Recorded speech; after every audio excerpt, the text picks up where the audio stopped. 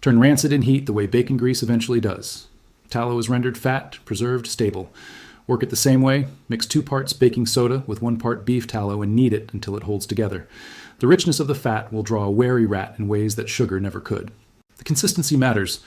It should be firm enough to hold its shape, not crumbly, not so wet that it falls apart. This is the precision that separates the old-time farmers from the failures you see on online forums. The trapper's strategy.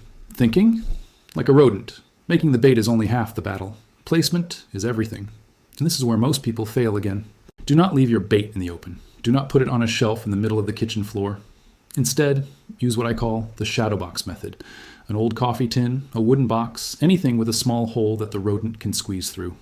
The bait goes inside, hidden and protected. Why?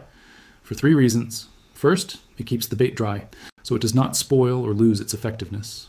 Second, it keeps your pet's paws out of it. And third, and this is crucial, it makes the mouse feel safe. A rodent eating in the open is vulnerable. A rodent eating in a covered box feels like it is in a tunnel, in the walls, in its own world. It will stay longer, it will eat more. Now, where do you place this box?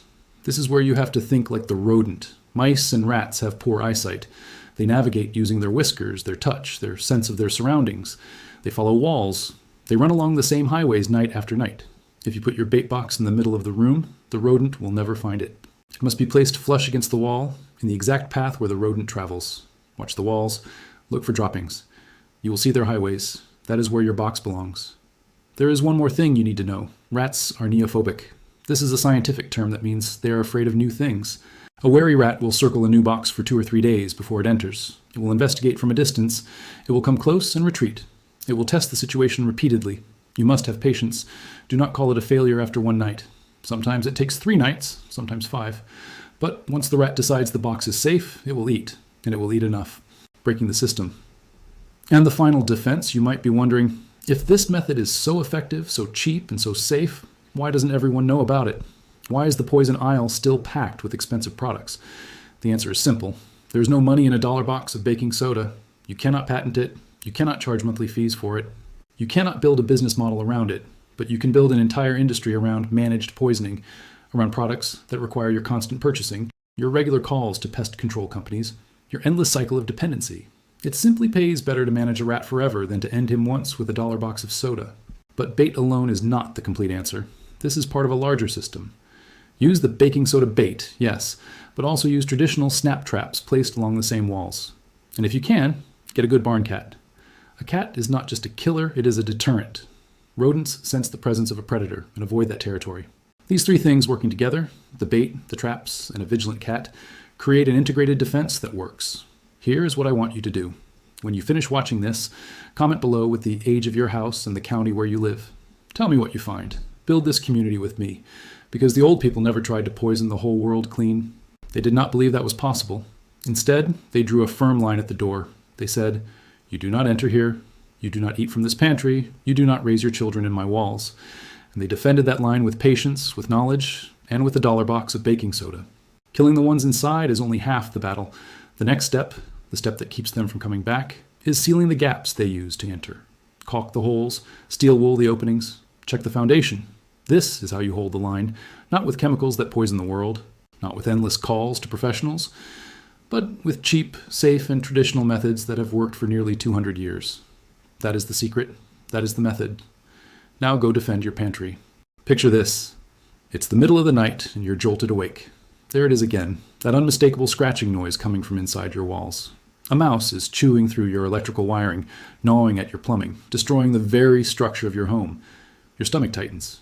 You envision filthy paw prints across your countertops, disease spreading through your kitchen, repair bills in the thousands. Here's the uncomfortable truth you need to hear. That single mouse, it's never alone. Where you find one, there are dozens waiting in the darkness.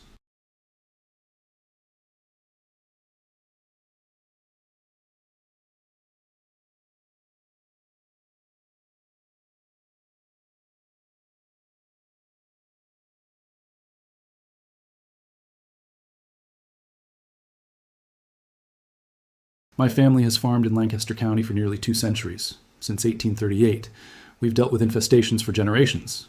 Mice in our grain silos, rats nesting in our barns, unwanted guests living between our walls. Over that time, we discovered something crucial about poison. It doesn't just kill the target.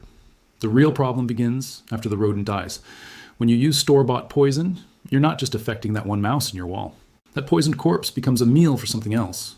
Your family's dog discovers it, a cat hunts it down, or a hawk swoops from the sky to claim it. And when this happens, the toxin travels up the food chain and ends up inside your pets or the wildlife around your home. Scientists call this secondary poisoning. The old farmers knew this truth and refused to play that game. They found another way. Here's the remarkable biological fact that unlocks this entire solution. Mice and rats lack the ability to burp or vomit. Their bodies simply cannot function in reverse.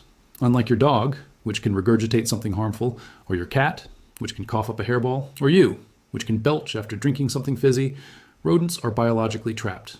Their digestive system is a one-way street. They cannot expel gas. They cannot bring anything back up. There's no escape valve. This is where an ordinary kitchen staple becomes your secret weapon. Baking soda. A single box costs about $1. It's sitting on your shelf right now, probably between your salt and flour. You use it every day, brushing your teeth, deodorizing your fridge, baking treats for your family. It's completely safe for humans. But for a rodent, it transforms into a lethal biological weapon.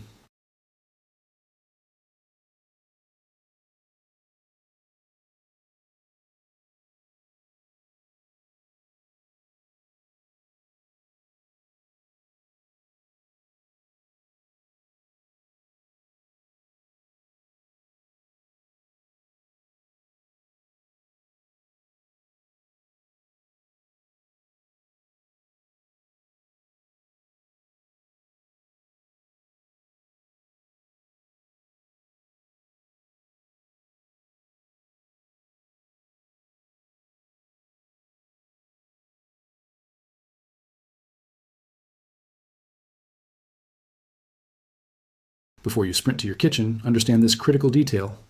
Plenty of people attempt this approach and fail. Why? Because they get the measurements wrong. They assume equal parts baking soda and food will do the trick. It won't. The mixture becomes too diluted. The rodent nibbles a bit and wanders away unaffected. Pay attention to this core principle, handed down through generations. 2 parts baking soda to 1 part food. My ancestors called this mother's measure. This single ratio separates triumph from failure. Memorize it. The food component shifts depending on your target. Mice and rats prefer completely different things. When hunting mice, what I call the sweet approach, combine your baking soda with cornmeal and add a binder like honey, molasses, or pancake syrup. The sugar acts as a lure. Mice find sweets irresistible. The cornmeal provides substance and firmness, preventing the rodent from picking out just the cornmeal and avoiding the soda. Mix everything by hand until it reaches a consistency similar to soft cookie dough, something that holds together. Targeting rats requires a completely different strategy. The savory approach. Rats operate differently than mice. They're bigger, warier, and inherently suspicious. Sugar doesn't appeal to them nearly as much. Fat is what they crave. Replace the syrup with bacon grease, or preferably beef tallow. Beef tallow outperforms bacon grease because it resists going rancid when exposed to heat. Tallow is rendered and shelf-stable.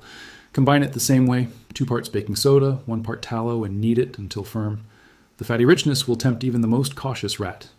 Texture is everything. You want something that holds its structure, not something that crumbles, not something wet and falling apart.